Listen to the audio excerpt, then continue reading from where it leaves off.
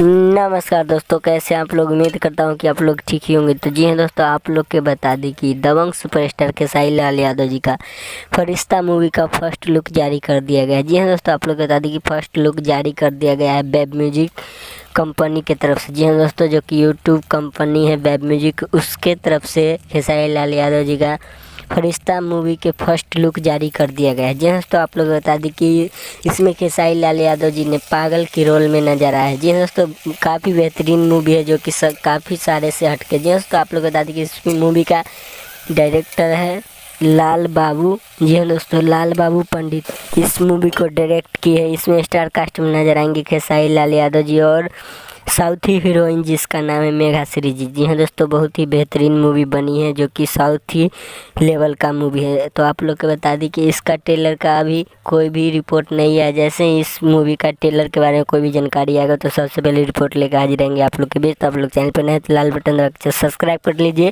और दबंग सुपरस्टार खेसारी लाल यादव जी का फैन तो इस वीडियो को लाइक करके व्हाट्सएप फेसबुक पर शेयर कर दे। तो आज के लिए इतना ही, फिर से मिलते हैं अगले वीडियो में। तब तक के लिए जय हिंद, जय भोजपुरी।